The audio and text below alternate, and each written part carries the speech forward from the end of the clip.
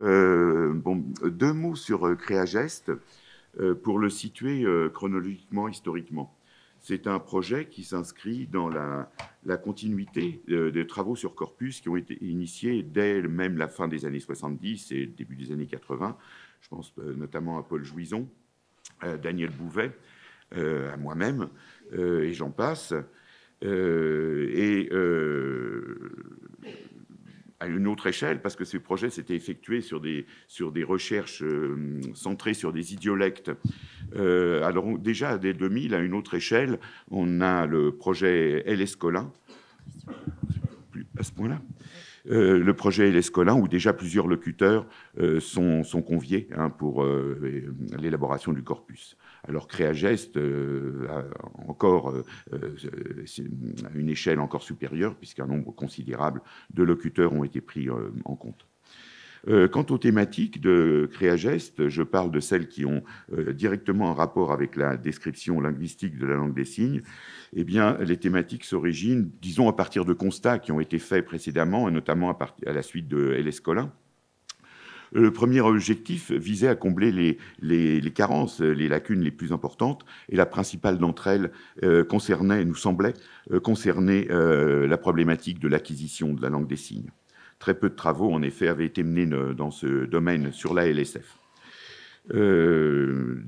Certains points aussi nous semblaient, nous avaient laissé sur notre faim la fin du corpus enfin de la recherche menée sur LS Colin.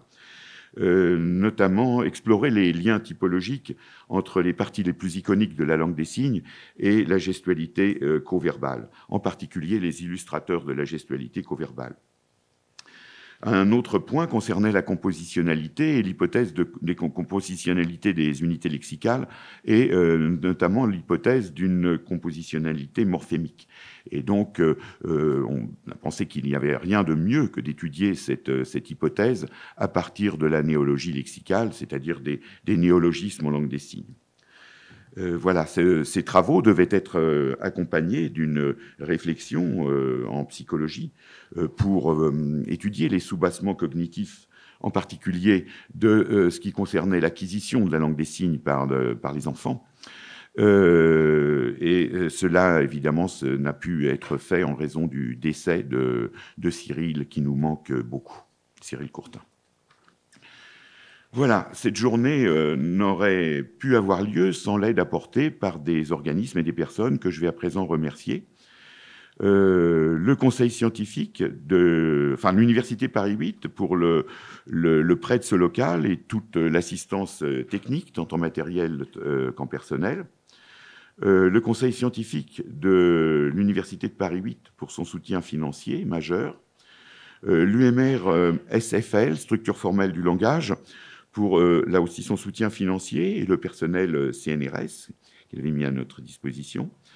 Merci aussi pour le soutien financier à l'IRCOM, au FIP, le FIP qui a pris en charge les frais d'interprétation. Merci aux personnes qui ont organisé cette journée, Marianne Salandre, Marie-Thérèse Lhuillier, Brigitte Garcia, ainsi que Georgie Morand et Isabelle Berkiewicz pour leur soutien chaleureux et efficace à la gestion. Merci à Coralie Vincent de Structure formelle du langage et merci aussi à Stéphane Mangot de l'INJS de Paris, maître d'œuvre de l'enregistrement de la journée. Je voulais signaler aussi à ce propos, enfin ça c'est un petit encart de Marianne, qu'en effet ce colloque va être enregistré en vidéo et que des photos seront prises. Aussi, si parmi les intervenants ou les personnes présentes dans le public, si des personnes donc ne souhaitaient pas être filmées ou prises en photo, il faut dès à présent le signaler aux organisatrices. Mes remerciements iront enfin aux étudiantes bénévoles et si dynamiques. Étudiants et étudiantes. Aux étudiants, j'avais mis étudiants, tiens, bon, aux étudiants parce que c'est la forme non marquée, ouais. Aux étudiants et étudiantes bénévoles si dynamiques qui assurent l'accueil et la bonne marche de cette journée. Et puis, merci aussi de manière anticipée aux interprètes qui, il faut le savoir, parmi nous, dans cette journée si agréable d'échange et d'information, seront les seuls à être vraiment au travail. Voilà. Je passe la parole à Brigitte.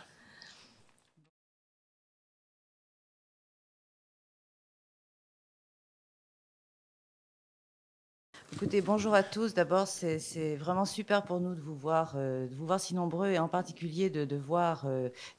Bon, Christian a remercié plein de monde. Moi, je vais porter mes remerciements tout particulièrement vers les enquêteurs sourds et les enquêtés qui sont moins nombreux ici, mais en tout cas, les enquêteurs sont presque tous présents. Vous les voyez s'afficher derrière moi. C'est vraiment très, très important pour nous que vous soyez là parce que c'est la vocation première de cette journée, c'est de vous faire retour à vous, les enquêteurs sourds et les enquêtés sourds, sur ce que vous avez rendu possible, hein, puisque vous êtes véritablement, même si on a un petit peu participé quand même, les acteurs et les auteurs de ces corpus dont nous allons parler. Voilà. Et je voudrais peut-être, d'entrée de jeu, dire que ça a été vraiment une des vocations de ce projet Créageste dont nous allons vous parler toute la journée, que de faire en sorte que d'un bout à l'autre, les choses se passent en termes de collaboration sourds-entendants dans la constitution des corpus, mais aussi dans l'analyse de ces corpus, hein. Alors, puisque je suis dans les remerciements, je tiens particulièrement à rendre à César ce qui lui revient concernant l'organisation de cette journée. Je voudrais vraiment saluer particulièrement Marianne très, très, très chaleureusement et Marie-Thérèse, parce que ce sont elles qui ont été les organisatrices en chef de la journée. Voilà. Alors, contrairement à ce qui apparaît sur le programme, on m'a donné une petite dizaine de minutes. Je vais essayer de faire le plus court possible, puisqu'on a pris du retard, pour présenter le projet Créageste dans son ensemble, hein, en amont de ma propre intervention. Alors, la première chose que je voudrais dire, c'est que c'est un projet qui nous a très fortement mobilisés, et depuis en fait déjà 7 années. Ça m'a fait drôle quand j'ai compté, puisque c'est en 2006 que nous avons conçu et monté ce projet, hein. Et je pense que c'est un projet qui va nous mobiliser, enfin une matière qui va nous mobiliser, j'espère que vous allez vous en rendre compte dans la journée, encore un gros paquet d'années, hein. Voilà. Alors, ce que je voudrais dire aussi, avant d'entrer plus dans le détail, c'est que c'est un projet que nous avons porté avec enthousiasme, avec bonheur, avec stimulation, mais aussi beaucoup quand même avec douleur, parce qu'il faut savoir que c'est un projet que nous avons mené dans une période où nous avons, dans notre équipe, été très meurtris, à plusieurs reprises, de diverses manières, très malmenés. Et comme Christian l'a rappelé, notre équipe s'est trouvée fortement amputée, et je pense évidemment là aussi particulièrement à Cyril, auquel nous rendons par cette journée aussi hommage, hein, et Cyril devrait évidemment être là. Voilà. Bon, alors j'en viens à des choses plus formelles, je dirais. Créageste, au départ, je vais essayer de vous faire comprendre pourquoi ça s'appelle Créageste, hein. C'est un projet qui a été financé par l'Agence nationale de la recherche, l'ANR, sur la période 2007-2012, comme vous l'avez vu, hein, et qui était porté qui était en partenariat entre 3 laboratoires, dont vous voyez les détails s'afficher derrière moi. Donc l'UMR SFL, structure formelle du langage, d'une part. D'autre part, l'UMR STL, savoir texte langage, dont le représentant était Antonio Balvé, et toujours Antonio Balvé. STL, Antonio Balvé, Marianne, c'est comme ça, voilà. D'accord. Et l'UMR, groupement d'imagerie neurofonctionnelle, dont le représentant était précisément Cyril. Voilà. Alors, dans ce projet, c'est très important de souligner que nous avions en fait 2 ensembles d'objectifs. D'une part, nous avions, bien sûr, l'enjeu majeur, c'était la réalisation à proprement parler de corpus, mais nous avions aussi, c'est totalement interrelié, nous avions aussi un enjeu descriptif, hein, auquel Christian a déjà un petit peu parlé et que je vais préciser. Alors, concernant tout d'abord ce gros corpus, bon, je ne pourrais pas entrer dans tout le détail, bien sûr, mais nous avions toutes sortes de motivations, donc Christian, là aussi, a indiqué certaines. C'est vrai qu'une motivation très forte pour nous, 2006, c'était le lendemain de la loi de 2005, et une motivation très forte, c'était la préservation de cette langue sans écriture qu'est la LSF, hein, donc un enjeu patrimonial et un enjeu, je dirais, de nature politique. C'est-à-dire l'idée, c'était de donner à voir la langue des signes, de la rendre visible sur le plan social dans toute sa diversité. Hein. C'était quelque chose qui nous portait, et c'est cette volonté-là de monstration et de représentativité qui nous a amené, bien sûr, à tenir compte de ce qu'il y avait déjà comme corpus et de réfléchir dans une perspective de complémentation avec le déjà là. Hein. Alors, je précise 2 points sur cette complémentation. Pour ce qui est de la LSF enfantine, Marianne, cet après-midi, le précisera, mais comme Christian l'a souligné, il y avait pratiquement tout à faire, hein, tellement les corpus en question étaient rares. Concernant la LSF adulte, je dirais qu'il y avait en fait 3 besoins principaux pour être représentatif. Il fallait couvrir davantage la palette des âges des locuteurs, hein, donc aller de 18 à 60 ans. Il fallait élargir la palette, les régions de France, c'est-à-dire aller au-delà notamment de Paris et de l'Île-de-France, qui avaient jusqu'ici dans les corpus été quand même pas mal surreprésentés. Hein. Et il fallait aussi élargir la palette des types et des genres discursifs. Alors, les types discursifs, Christian y a fait allusion, je crois, je ne sais plus, la plupart des corpus existants étaient de type monologique, c'est-à-dire une personne devant une caméra, et nous avions fortement besoin de voir ce qu'est la LSF en face à face, hein, ce qu'elle est dans la vie quotidienne. Et en termes de genre discursif, il y avait plusieurs genres qui étaient, Lescaulin a beaucoup contribué à la diversité des genres, mais certains genres étaient quand même surreprésentés, comme le genre narratif. Hein, et il y avait un genre qui était très peu représenté, qui est le genre métalinguistique, qui est pourtant extrêmement important dans la langue. C'est toutes les fois où la langue parle d'elle-même, en fait, hein, sert à parler d'elle-même. Voilà. Ce qui fait que ça a orienté ces manques-là que nous souhaitions compléter, ont en partie orienté nos choix méthodologiques. Hein, les choix que nous avons faits de manière de procéder pour collecter nos corpus. Alors, allant de pair avec cet enjeu de préservation et de monstration, il y avait aussi, bien sûr, la nécessité de faire en sorte que ces corpus soient montrables, soient traitables, soient partageables, soient accessibles. Et cela, ça impliquait de faire, alors je n'aime pas trop l'expression, mais des corpus propres, hein, sur le plan technologique, et qui soient suffisamment, qui respectent un certain type de normes technologiques qui permettent qu'ils soient notamment interopérables et facilement exploitables et outillables. Voilà. Alors, ça, c'était le premier gros enjeu, le premier gros projet, enfin le premier gros objectif. Le deuxième était de nature linguistique, donc enfin, un enjeu de description linguistique. Et là, c'est ce qui a donné son nom au projet. Christian, il l'a dit, nous avions en fait un désir partagé d'aller plus loin dans la compréhension des processus d'émergence, de création gestuelle. Et notre idée, c'était de l'aborder, justement, de croiser d'unir nos types de compétences en croisant les perspectives. Donc, appréhender cela dans une perspective développementale, c'est ce qui a donné lieu au sous-projet portant plus directement sur l'acquisition et les corpus de LSF enfantine. Une perspective, je dirais, de synchronie dynamique qui cherchait à comprendre ce qu'il en est des émergences lexicales et ce que ça montre de ce que la langue a dans le ventre, si je puis dire. Et une troisième perspective plus phylogénétique, pardon pour le terme barbare, qui était là plus, qui s'intéressait à la morphogénèse de la gestualité co-verbale en corrélation avec la question de l'émergence des langues des signes elles-mêmes. Voilà.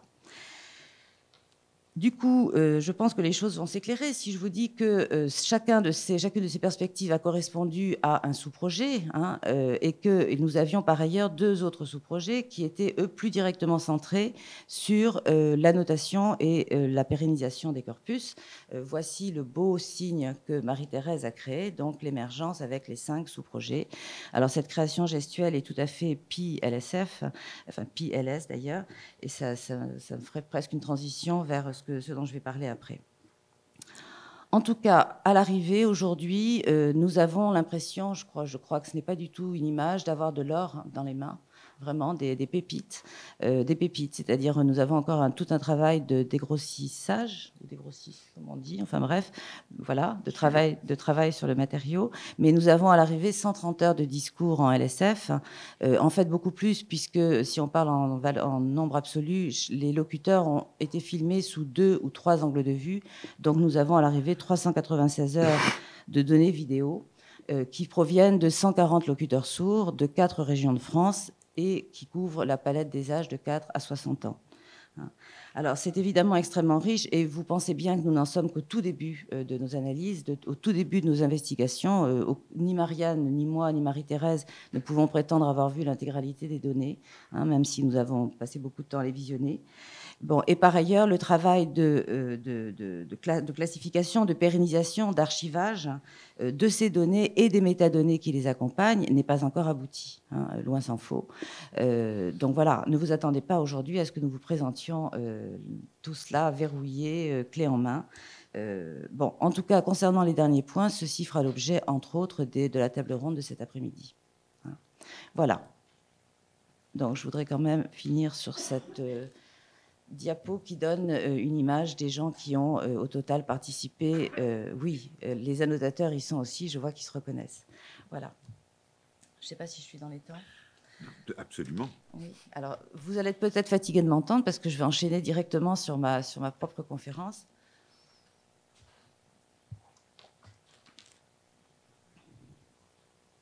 Voilà.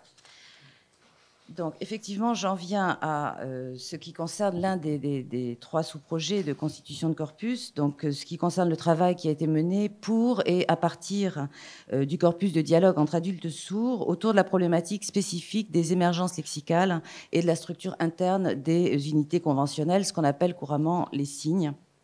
Et je voudrais dire quand même si aucun des 3 n'est là malheureusement aujourd'hui, excepté Marie-Thérèse bien sûr, que ce travail-là a vraiment résulté d'une collaboration, ce que je vais présenter, d'une collaboration suivie entre Marie-Thérèse, moi-même, Aurélien Nanaga-Sagonga dans une moindre part, mais aussi et surtout peut-être Angelo Fremo et Dina Makouk, qui ne peuvent pas être présents aujourd'hui.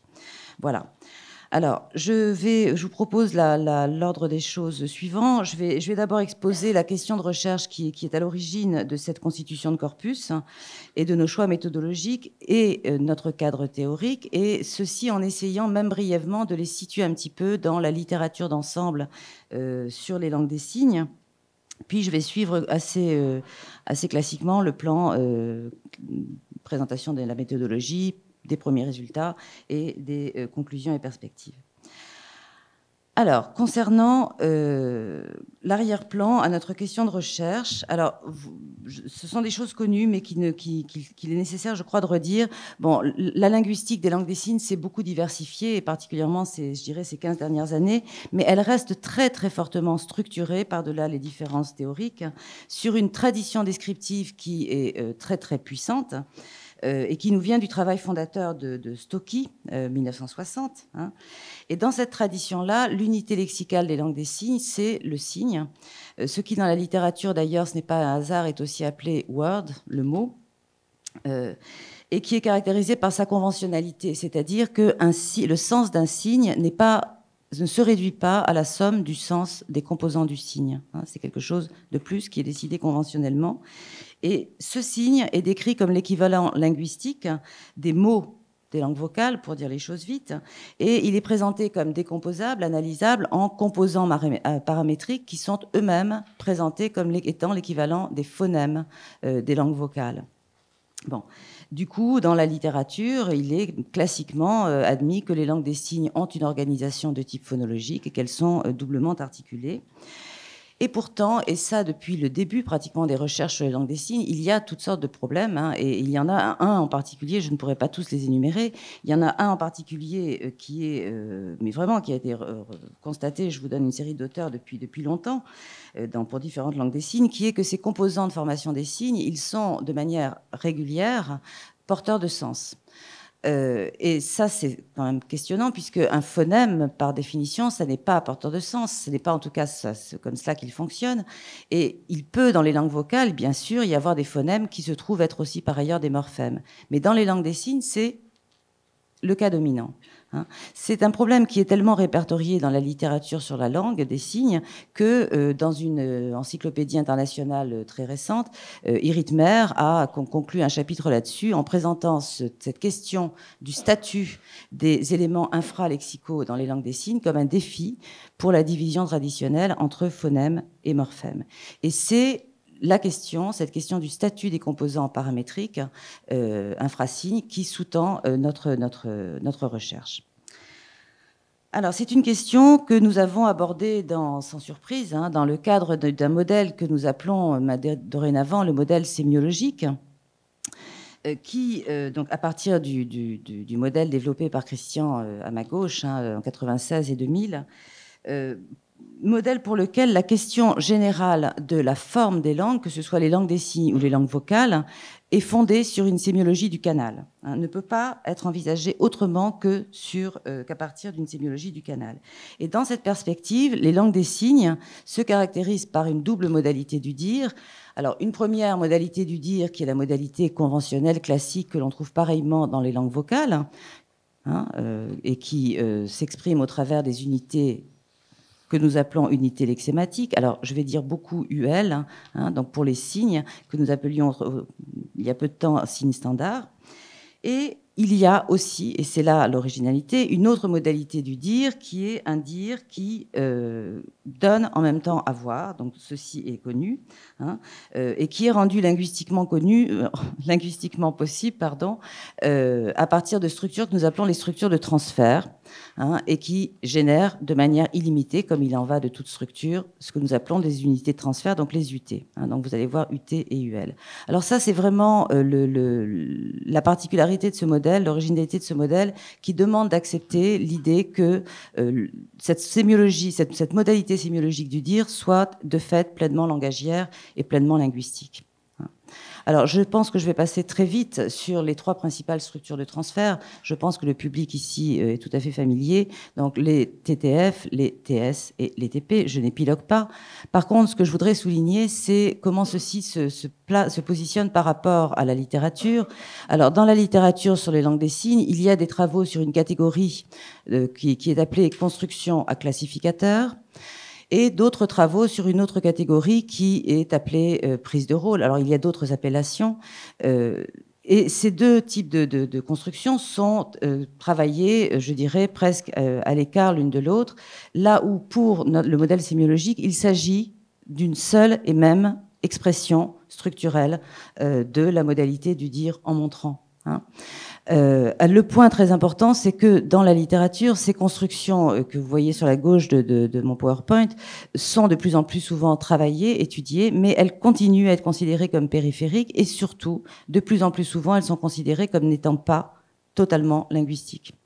Là où, pour nous, il s'agit évidemment de quelque chose qui est pleinement linguistique. Alors, dans ce modèle-là, l'hypothèse que Christian a rappelée tout à l'heure, c'est que les composants des unités lexématiques, comme ceux des unités de transfert, sont composés, sont des morphèmes.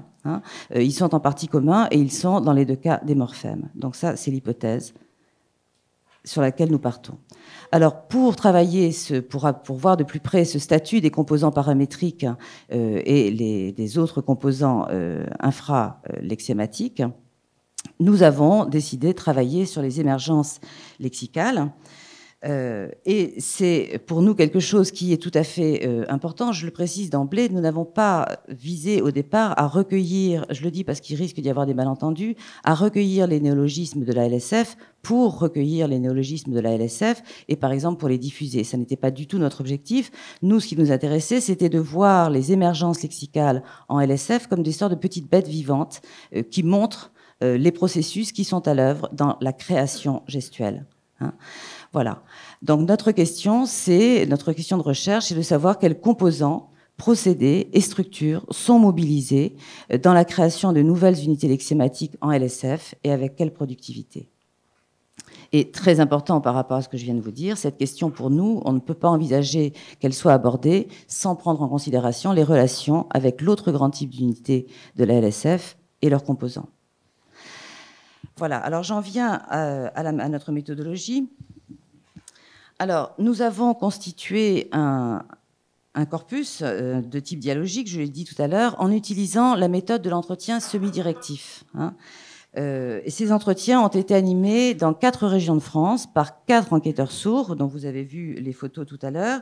Donc Benoît Blandin, ils sont tous là, hein. Benoît Blandin pour l'Ouest, Laurence Couton pour l'Est, Marie-Thérèse Lhuillier pour Paris et l'Île-de-France, et Patrick Vivet pour le Sud-Sud-Ouest. Voilà. Alors, ces enquêteurs, Marie-Thérèse et les enquêteurs eux-mêmes vont vous le raconter tout à l'heure, nous avons passé beaucoup de temps, et c'était tout à fait prévu comme cela, à les former aux techniques de la captation vidéo et aux techniques de l'entretien. Hein, donc je ne vais pas épiloguer là-dessus, mais c'était quelque chose de tout à fait fondamental pour nous, et nous avons prévu un guide d'entretien, c'est-à-dire qu'il a fallu les former aux techniques de l'entretien semi-directif, ça ne s'invente pas, mais en plus, il a fallu les faire en sorte qu'ils intériorisent le guide d'entretien très élaboré que nous avions conçu. Je vais vous expliquer quels étaient les objectifs. Et c'était très important qu'ils l'intériorisent parce que l'objectif, c'était d'avoir des entretiens qui gardent un statut naturel, enfin qui gardent suffisamment de naturel et quelque chose de suffisamment égalitaire entre l'enquêteur et l'enquêté. Hein, donc il était difficile d'imaginer que les enquêteurs viennent avec tout plein de papiers, de dossiers, etc. Alors, l'entretien a été conçu en 2 phases, hein, qui théoriquement devaient faire 45 minutes chacune. En réalité, certains entretiens font jusqu'à 3 heures, voire même plus. Hein. Il était difficile d'arrêter les enquêtés, et une fois qu'ils étaient pris au jeu, c'est voilà. Alors, dans la première phase, l'idée était d'amener les enquêteurs, les interlocuteurs, pardon, à échanger sur le domaine, ou les domaines de compétences ou de prédilection de l'enquêté, qui avait d'ailleurs été choisi pour cela, et pour avoir comme domaine de compétences des secteurs en émergence dans la communauté. L'objectif étant de les amener naturellement à produire des néologismes éventuels qui seraient apparus ces dernières années. Et puis dans la deuxième phase, il était prévu que l'enquêteur amène l'enquêté à revenir explicitement sur les nouveaux signes produits dans la première phase, et donc produire un discours métalinguistique partagé. Voilà. Alors c'est très très précieux cette deuxième phase. C'est vraiment quelque chose qu'il va falloir regarder de près. C'est pas bon. Il y a tout ce que les enquêtés disent sur leur langue, mais il y a aussi très très précieux la manière dont ils manipulent les gestes, hein, dont ils les comparent les uns avec les autres. Tout cela est évidemment très intéressant, et là il y aura beaucoup à travailler. Alors, je vous donne quelques éléments concernant les métadonnées des enquêtés. Bon, alors je ne vais pas entrer dans le détail. Tout cela aussi était très, très prévu de manière très fine. Disons que les proportions ont été globalement à peu près respectées entre les régions. Hein. Bon, je vous laisse voir les chiffres. Les proportions sont équilibrées aussi entre hommes et femmes, même si, bon, Marie-Thérèse en parlera sans doute, il a été souvent plus difficile, c'est intéressant de trouver des femmes que des hommes.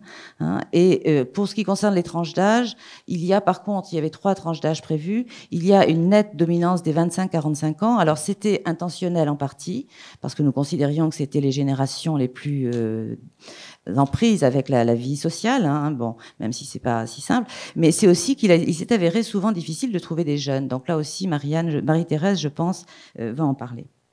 Voilà. Alors, nos modalités d'analyse de ces données. Alors, nous avons tout d'abord annoté, enfin tout d'abord, non, en fait tout cela s'est fait en parallèle. Nous avons utilisé Elan, hein, et nous avons annoté sous Elan à peu près à l'heure actuelle 1h30 de longue phase de 2 entretiens que nous avons sélectionnés comme provenant de 2 enquêtés de 2 régions différentes, volontairement bien sûr, mais avec des thématiques en partie communes de manière à avoir des points de comparaison. Et dans ce cadre, nous nous sommes particulièrement focalisés sur tout ce qui nous apparaissait, enfin tout ce qui posait problème, tout ce sur quoi annoter la chopation. Ça c'est très joli. Achoper la notation et non pas annoter la chopation. Donc achoper la notation. Voilà. Donc nous nous sommes focalisés là-dessus, et Marie-Thérèse a, pour approfondir cela, mené un travail contrastif systématique à partir de ces types de constructions sur 4 entretiens au total. Et puis, par ailleurs et parallèlement, nous avons procédé à un relevé systématique des UL récentes, ou ce que nous avons appelé des candidats Lexem, parce qu'il y a pas mal de cas qui sont difficiles à décider, sur l'ensemble des entretiens. En fait, là, il y a eu 2 procédures. Théoriquement, une fois un entretien terminé, chaque enquêteur devait faire son propre relevé. hein. Et ensuite, nos 2 annotateurs sourds ont procédé à l'aveugle, hein, à leur propre relevé. Bon, là, il y aurait beaucoup à dire, mais je ne vais pas avoir le temps. Donc, à l'arrivée, nous aboutissons à un sous-corpus d'environ 300 unités lexématiques récentes. Voilà. Alors, j'en viens à mes résultats, à nos premiers résultats, et surtout à nos questionnements. Alors, tout d'abord, je vais les aborder en 2 temps. Tout d'abord, ce qui concerne, et c'est là que je vais peut-être passer le plus vite, les procédés de formation des signes qui s'avèrent les plus productifs dans ce sous-corpus de 300 unités lexématiques récentes. Alors, premier procédé qui représente à peu près 35% de ce sous-corpus, c'est le procédé qui consiste à utiliser une UL préexistante et à en modifier simplement 1 ou 2 composants pour créer une nouvelle unité lexématique. Alors c'est un procédé qui est très connu, simplement ce qui est intéressant c'est qu'il est très représenté.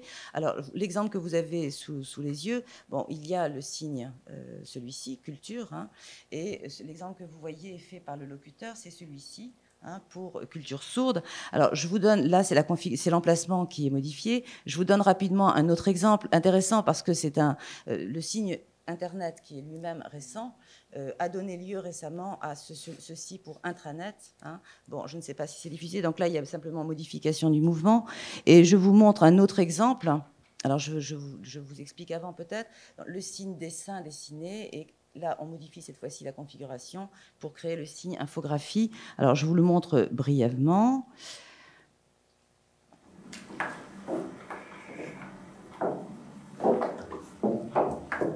Voilà, donc ça, c'est un extrait de la 2e phase. Voilà, donc ce qui est intéressant dans ce procédé, c'est que la plupart du temps, le nouveau signe est en résonance très étroite avec un signe déjà existant. Il y a des effets de résonance. La structure visuelle globale est totalement préservée. 2e procédé extrêmement représenté lui aussi, donc 35% là aussi des nouvelles UL, c'est celui qui consiste le principe est le suivant, c'est un assemblage simultané, comme une petite mosaïque, hein, sur la forme d'une devinette, de composants forme-sens qui sont soit empruntés à des UL préexistantes, soit empruntés directement à des unités de transfert. Alors, je vous donne un exemple parce qu'il est quand même assez superbe. Alors, vous le connaissez tous, hein, je pense, donc c'est ce signe-là, centre relais, voilà. Alors, il est intéressant ce signe-là parce que on y reconnaît à la fois la configuration et le mouvement du signe interprète. Hein. Donc les deux sont repris, le mouvement de pronosupination aussi. On y retrouve à l'arrivée la configuration du signe téléphone. On y trouve également pour la main dominée, alors ça c'est intéressant parce que soit c'est l'UL écran, soit c'est simplement la proforme, forme rectangulaire, donc une configuration de grande iconicité. Et on trouve aussi ce mouvement de va-et-vient qui existe dans tous les signes qui ont à voir avec l'interaction personnelle. Donc c'est vraiment une petite mosaïque, un petit patchwork. Voilà. Alors ça c'est un procédé donc très répandu et j'ajoute quelque chose qui n'est pas un procédé à mon avis en soi, mais qui se combine aux 2 procédés précédents, qui est le fait que soit dans ces assemblages, soit dans ces principes de modification, très très souvent, l'une des 2 mains est à elle seule porteuse de la valeur globale d'une UL préexistante. Alors, je vous donne un exemple qui est particulier parce que ce phénomène concerne les 2 mains. Alors, vous avez le signe signé, que tout le monde connaît, bien sûr. Bon, et à partir de ce signe signé, on va conserver simplement une main, la configuration, voilà, l'autre, voilà. Et puis, vous avez par ailleurs l'UL langue, alors avec des modifications d'ailleurs intéressantes d'emplacement, mais ça, on en parlera éventuellement après. Donc, l'UL langue, qui va être récupérée simplement avec sa configuration, et on trouve dans nos corpus ce signe-là, hein, langue des signes. Voilà. Bon, alors ce qui est intéressant, c'est que là aussi, c'est le phénomène de famille, de génération de famille qui est produit par ce genre de potentialisation du sens sur un seul composant. À partir de ceci, vous avez toute une flopée de signes qui sont sortis. Vous avez évidemment le signaire, vous avez phonétique en langue des signes, vous avez, alors j'en parlerai tout à l'heure, transmission des connaissances en langue des signes. Enfin bon, ça devient un procédé extrêmement économique. Voilà. Évidemment, enseigner les fameux qui sont tellement l'objet de discussion, voilà, et beaucoup d'autres. Alors, troisième procédé qui est également très répandu, mais en tout cas dans notre sous-corpus, alors là c'est vraiment quelque chose que je trouve intéressant, les moins que ce que nous attendions, c'est le procédé le fait que dans ce nouveau signe, on retrouve une structure interne qui est identique à celle de l'une des structures de transfert, donc TTF, TS, TP ou leur combinaison.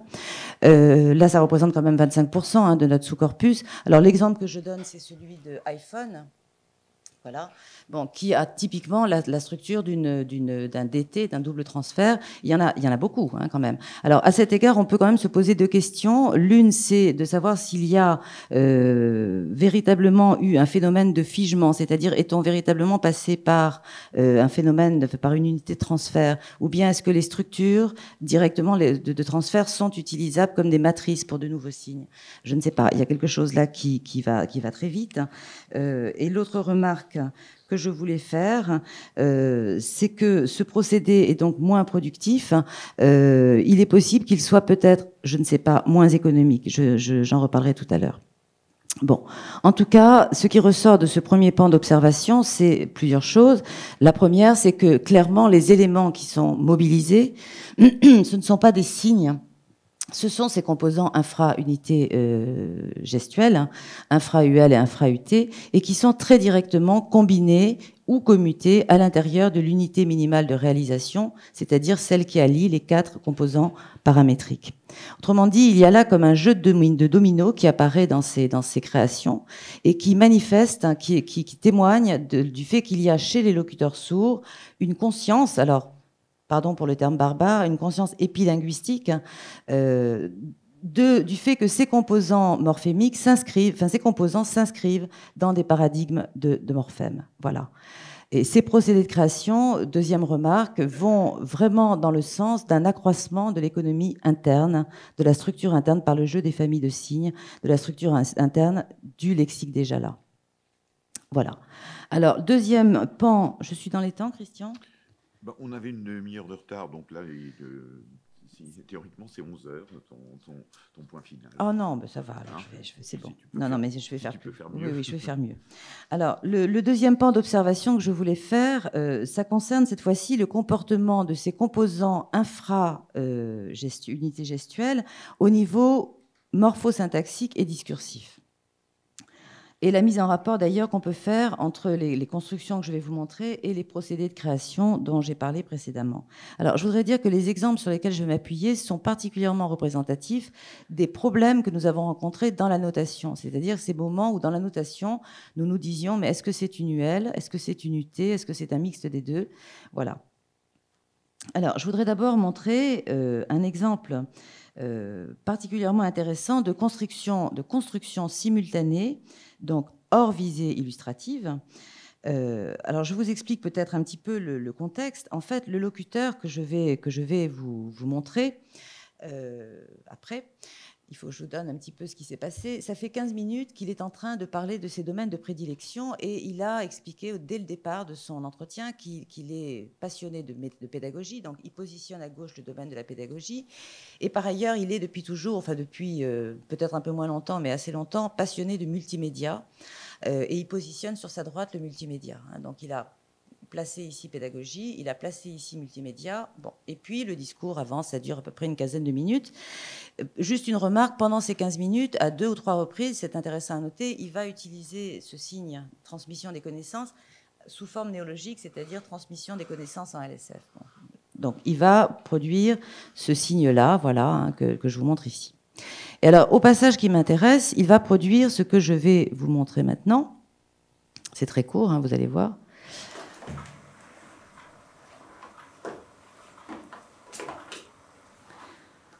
Voilà. Alors ça, c'est dans ce genre de construction, on se pose des questions quand on veut regarder un petit peu près ce que font quels sont les différents paramètres, et en l'occurrence ce que fait la main dominante. Alors la main dominante, celle-ci, là, il y a en fait 2 possibilités, enfin pour l'ensemble d'ailleurs de la construction. Soit cette configuration que vous avez vue là, et ce mouvement qui va vers l'autre locus, c'est simplement une proforme, une configuration de grande iconicité, et le mouvement permet de relier un point à un autre. Et de toute façon, ce que le locuteur veut dire, c'est, moi ce qui m'intéresse, c'est de transférer le contenu du multimédia vers le domaine de la pédagogie. Et c'est faire la jonction entre les deux. Ça, c'est la première analyse possible. Deuxième analyse possible, il a ces deux espaces. Deuxième analyse possible, il utilise simplement le signe, l'UL, donc l'unité conventionnelle transfert des connaissances spatialisées. Alors, ce qui est intéressant, il n'y a pas forcément de réponse. D'ailleurs, il est tout à fait possible que les deux soient vrais en même temps. Mais c'est ça qui est précisément intéressant, c'est que c'est possible précisément parce que la configuration utilisée dans l'UL est le même composant que celui qui est utilisé, qui pourrait être utilisé dans la proforme. Voilà, donc c'était ce premier exemple que je voulais donner de type de construction qui peut nous poser problème.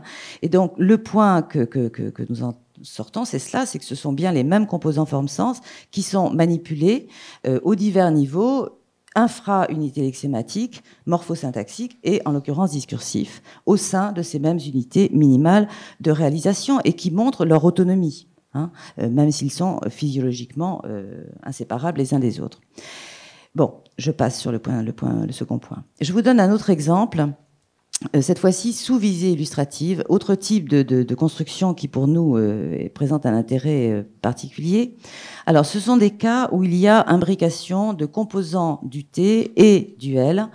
Et c'est quelque chose qui est tout à fait banal, en particulier sous la forme de la structure que nous appelons semi-transfert, que Christian Cuxac a le premier appelé semi-transfert personnel. Alors, je vais là aussi vous donner un petit peu le contexte de l'exemple que je vais vous montrer. Alors, je ne vais pas vous le montrer en vidéo, je vais vous le faire. Le locuteur est en fait, depuis un bon moment déjà, toujours dans ce moment où il parle de son amour pour la pédagogie, il raconte la période, il s'est mis en transfert de lui-même quand il était plus jeune, donc il est en TP de lui-même, et quand il était plus jeune et qu'il commençait à enseigner la langue des signes et que vraiment il se trouvait nul, il ne savait pas faire, quoi. C'était quelque chose de bon. Donc, il est en semi-transfert, il est en grande iconicité et il va pourtant utiliser ce signe-là, le signe conventionnel enseigné. Simplement, comme il est sous visée illustrative, il va modifier le signe en question pour exprimer iconiquement, directement, l'idée de maladresse. Donc, dans ce signe-là, il y a en fait plusieurs éléments qui se combinent. Si vous regardez l'image d'arrivée, les éléments configuration et en partie, on va dire, orientation et emplacement sont porteurs conventionnellement, par convention, de l'idée d'enseigner. Par contre, la mimique faciale et le mouvement, et en partie l'orientation, sont porteurs, cette fois-ci, iconiquement, de la valeur de l'idée de maladresse du personnage transféré. Voilà. Alors, ce qui est intéressant pour nous, c'est que c'est précisément donc parce qu'il est dans ce changement de modalité, dans cette imbrication de modalité, qu'il y a eu cette possibilité de délexicalisation. Ce qui nous intéresse, c'est que nous retrouvons alors plusieurs choses. D'abord, dans nos corpus, nous avons d'autres locuteurs qui utilisent la même UL dans le même contexte de semi-transfert et avec la même valeur en l'occurrence de maladresse. Donc là, je vous en donne un autre exemple. Et surtout, on le compare avec un certain nombre d'unités que nous trouvons dans nos corpus et qui en fait s'inscrivent sur un continuum. Alors, tout d'abord, c'est intéressant de faire le rapprochement avec une UL récente comme celle-ci, qui veut dire problème de communication, alors qui est maintenant complètement diffusée. Bon, on peut tout à fait faire l'hypothèse que le processus de création, ça a été à partir de l'UL communiqué, passage par un semi-transfert, délexicalisation et relexicalisation sous une autre forme, sous la forme d'une autre UL. Alors, ce qui est intéressant, c'est qu'on le trouve pour de nombreux parmi nos UL récentes. Donc, par exemple, ce récent signé de travers, là, voilà, avec toutes les variantes. Bon, et on trouve dans nos corpus des unités qui sont clairement sur un continuum. Par exemple, on a ceci. Alors, vous voyez, le regard du locuteur est encore sur les mains, qui veut dire apprendre à signer, enfin, qui signifie apprendre à signer. On a tout un ensemble d'unités de ce genre qui laisse à penser que les semi-transferts seraient probablement une structure matrice très importante de nouvelles UL de type, par exemple, verbal. Enfin, pas par exemple, de type verbal. Voilà. Alors, ceci étant, je voudrais montrer un troisième cas de figure qui, à mon avis, qui présente une autre situation, mais qui permet aussi peut-être d'aller plus loin dans les remarques. Alors, attendez, je me retrouve un petit peu dans mes notes. Voilà. Alors, je vais vous montrer directement la vidéo. Je crois que c'est le plus simple. Alors, je vais vous la montrer une première fois. Je vous rassure, dans un second temps, je vous rassure, dans un second temps, je vais vous en proposer une analyse image par image, et je pense que vous verrez très vite ce qui m'intéresse. Alors, je vous montre ceci. Ah oui, il faut absolument que Laurence Couton veuille bien m'excuser. Je me suis aperçue que j'avais fait une coquille. C'est le nom de Marie-Thérèse Lhuillier qui apparaît comme enquêtrice. C'est Laurence Couton, ici devant moi, qui était en fait l'enquêtrice. Alors, toutes mes excuses à... Je suis allée trop loin, voilà. Toutes mes excuses à Laurence.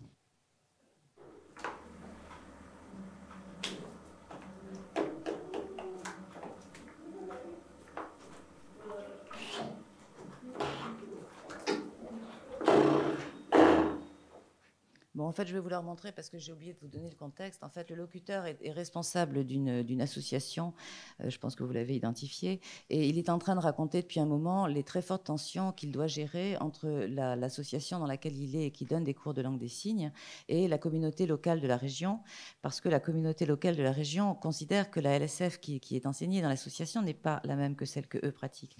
Donc, c'est passionnant. Ce passage est très, très riche. Et donc, il explique qu'il est sans arrêt en train d'essayer de gérer ça, et que quand ces étudiants sortent et rencontrent d'autres sourds, les sourds leur disent « mais c'est quoi ce que tu fais là? C'est pas ce qu'on fait. » Bon, voilà. Donc, il dit que lui, son boulot, c'est d'essayer de rétablir le pont entre les deux.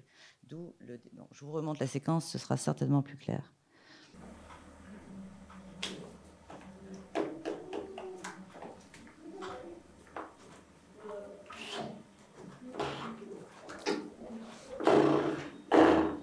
Alors, c'est un passage qui est tout à fait passionnant, mais qui n'a rien de si exceptionnel que cela, hein.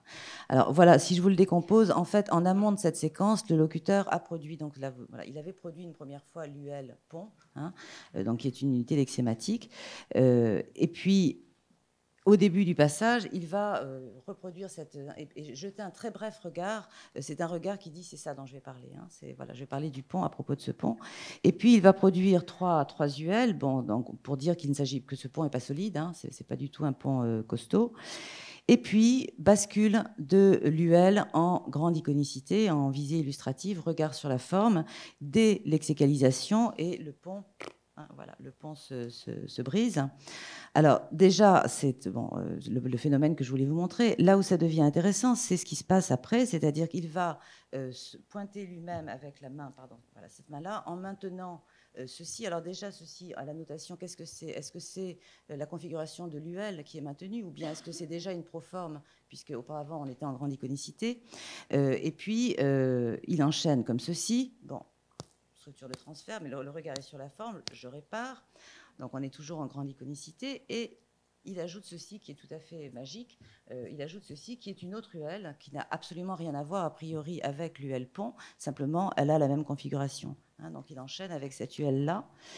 Et ce n'est pas encore terminé. Il va, donc on a toujours la même configuration, il passe il revient en transfert, hein. Il fait une double proforme qui représente donc le pont, un TTF, et puis ce n'est pas terminé, il enchaîne avec de nous une autre configuration, enfin c'est la même forme ou proche, hein, mais qui a une autre valeur d'être animé humain, et il produit un TS. Voilà, alors ce qui est intéressant dans ce passage, c'est cela, c'est la manière dont toute la structure discursive est articulée autour de la forme de la configuration, hein, et qui est vraiment le moteur des enchaînements discursifs.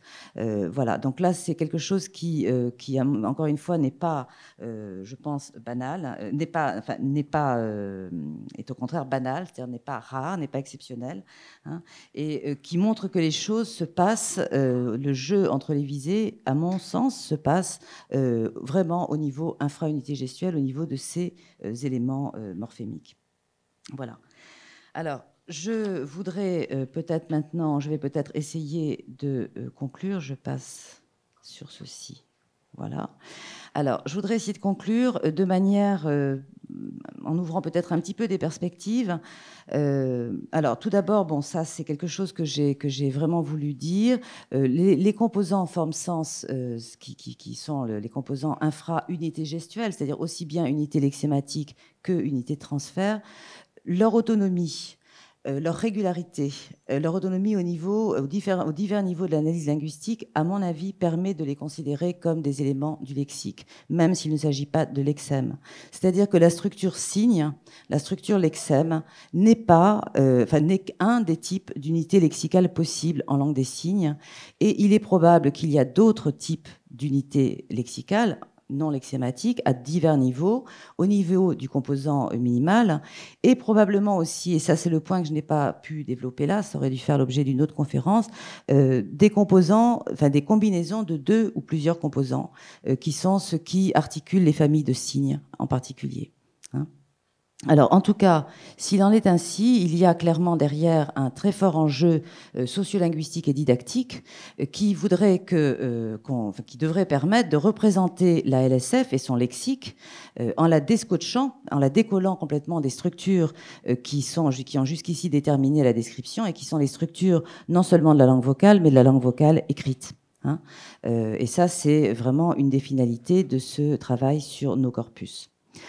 Deuxième remarque, deuxième conclusion, la conventionnalité qui définit les unités lexématiques, il apparaît assez clairement que elles existent. Bien sûr qu'il y a des unités lexématiques, bien sûr qu'elles sont définies par leur conventionnalité, mais il est probable que ce soit quelque chose de beaucoup plus transitoire et de beaucoup moins stable et de beaucoup moins structurant dans les langues des signes que dans les langues vocales, parce que les langues des signes disposent de 2 modalités du dire et parce qu'elles manipulent pour l'essentiel les mêmes composants dans les 2 types d'unités gestuelles qu'elles utilisent. C'est-à-dire que dans les langues des signes, il y a un double mouvement possible qui va des UT aux UL et des UL aux UT, là où ce que l'on appelle le défigement, dans le cas des langues vocales, est quelque chose de très marqué, hein, qui s'associe plutôt à l'humour. Quand on délexicalise, quand on défige une unité lexicale, on produit un effet stylistique ou un effet humoristique. Hein.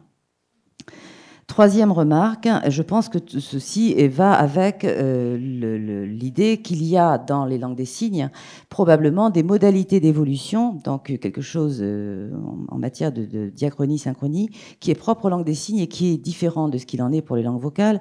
L'image qui me vient, c'est plutôt celle d'une évolution en ressort, en spirale, hein, voilà, et qui serait différent de l'évolution de type plutôt unidirectionnel qui est généralement retenue pour les langues vocales, même si ceci commence à être d'ailleurs discuté. Alors, qui s'explique par le fait qu'il y a dans les langues des signes, telles que nous les voyons, telles que nous les concevons, une partie des composants, une grande partie des composants dont on a parlé, qui présentent une forme de permanence cognitive. Les composants des unités de transfert résistent au temps, ne s'érodent pas.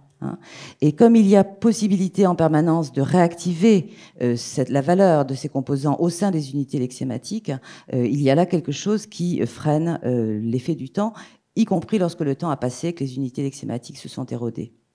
Et il y a un autre élément de permanence qui est celle assurée par les unités dactylologiques. Là, je n'ai pas eu le temps d'en parler, mais c'est quelque chose qui est tellement singulier, tellement propre aux langues des signes. Je trouve qu'on n'en dit pas suffisamment la singularité, l'interface entre langue des signes et langue vocale. Il se trouve que pour la LSF, beaucoup des unités dactylologiques sont aussi des proformes.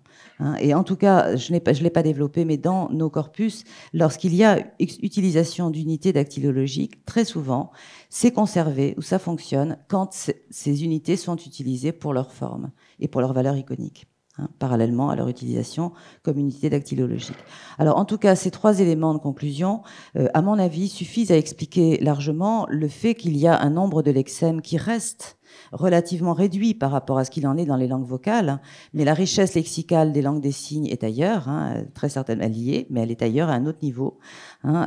En tout cas, le faible nombre de lexèmes dans les langues des signes ne vient certainement pas de ce qui a pu être appelé la jeunesse des langues, qui continue à être appelé très souvent la jeunesse ou l'immaturité des langues des signes. C'est ce que dit majoritairement la littérature. Hein.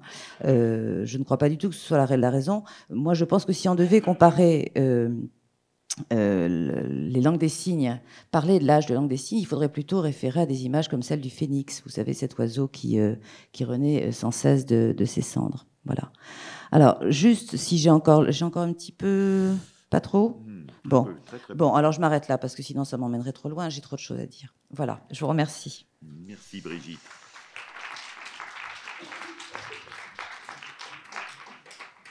Y a-t-il des questions? Alors, c'est très bref, parce que voilà, nous avions une demi-heure de retard. Brigitte a un petit peu récupéré.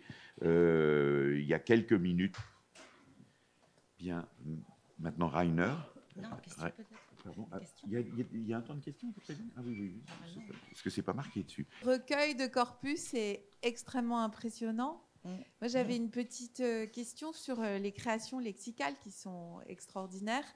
Je me demandais si vous alliez ou aviez analysé tous les contextes de création. Parce qu'en fait, pour pouvoir analyser l'activité épilinguistique, qui est vraiment ce qu'on essaye de comprendre, il faut essayer de comprendre comment c'est créé et comment ça s'est répandu dans les pratiques langagières. Non, mais ta question est excellente et c'est vrai qu'initialement c'était ce qu'on avait en tête, bien sûr, mais non, parce que ce n'était pas possible. Si tu veux, ça aurait demandé ça aurait demandé un autre guide d'entretien dans lequel, ou par exemple un travail en groupe, dans lequel on aurait lancé une thématique et on aurait amené les locuteurs à voir entre eux, à discuter, comment est-ce qu'on peut, tu vois.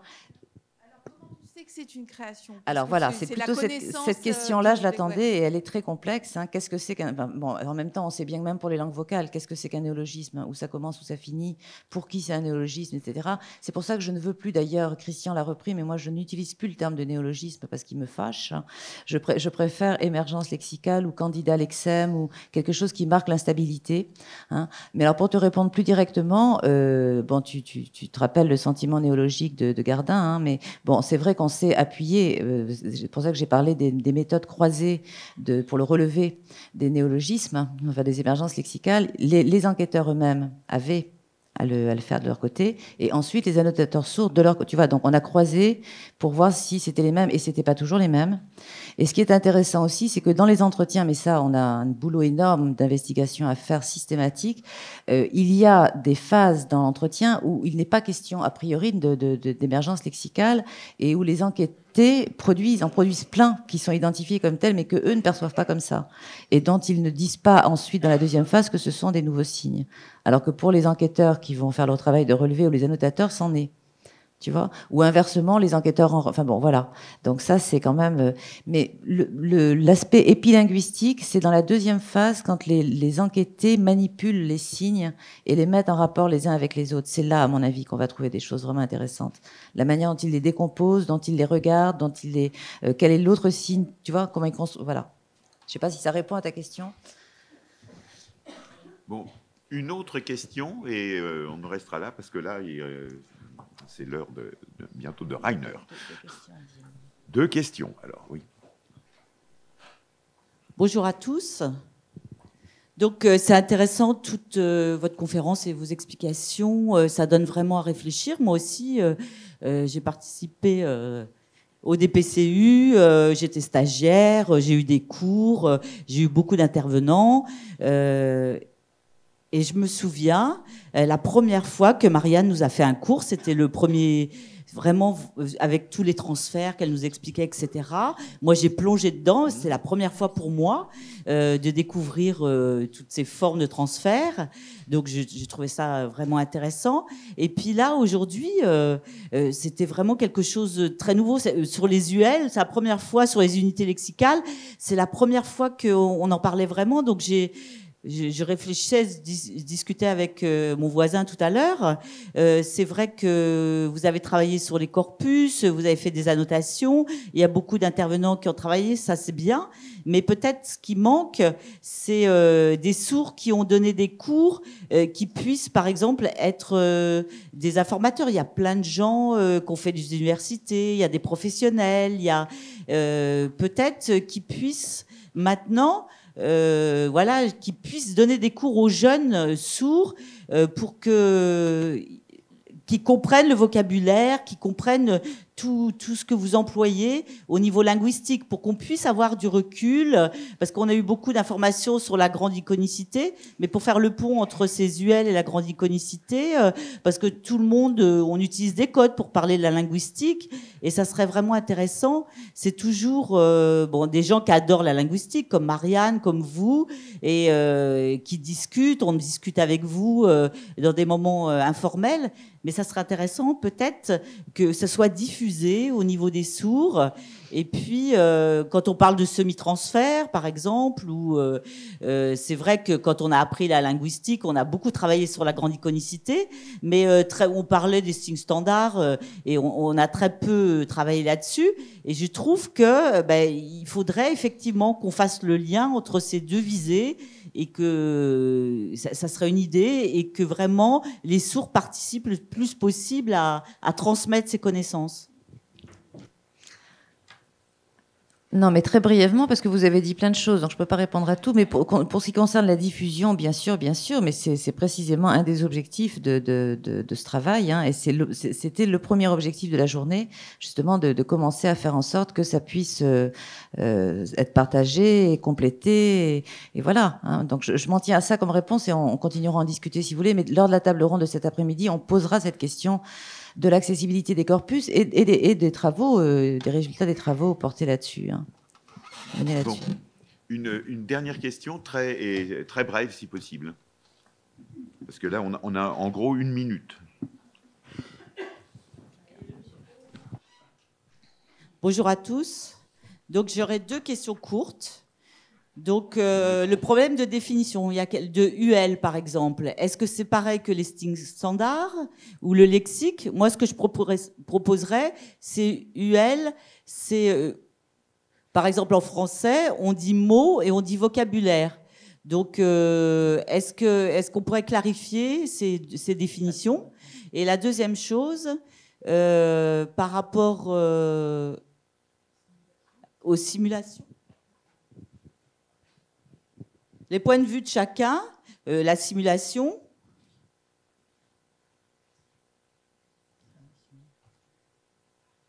Par exemple, si je vous fais l'UL avion, si je regarde, voilà, ça devient comme un transfert. Donc, si je fais ça, par exemple, je suis dans une simulation ou pas? Est-ce que c'est la définition? Alors, je ne sais pas si ça veut dire transfert.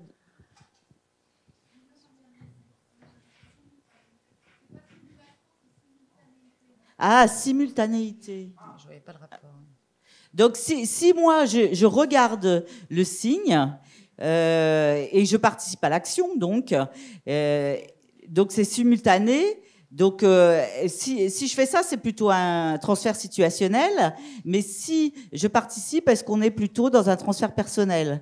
Donc, c'est pas bon. Il y a le regard, je sais, qui compte, mais pour moi, il y a des définitions des différents transferts qui sont pas tout à fait claires. Voilà, non, on n'a pas le temps de refaire en plus toute une explication sur les transferts. Concernant le premier terme, c'est vrai qu'il aurait fallu que j'ai plus de temps pour expliquer ce qu'on entend par lexème, mais ça a un sens très précis en linguistique, voilà, que je ne peux pas développer ici davantage. En tout cas, c'est vrai que le terme de mot est un mot qui vient de l'écrit, qui renvoie à un type d'unité purement écrit et qui n'a pas de statut défendable facilement en linguistique. Voilà. Donc UL, je réponds juste au fait que UL, c'est un terme que nous avons proposé pour remplacer signe standard, mais ça renvoie exactement à la même chose. Je peux pas, malheureusement, je veux absolument laisser la place à l'intervenant suivant, donc je m'arrête là, un peu sauvagement. Voilà. Rainer, c'est maintenant ton tour.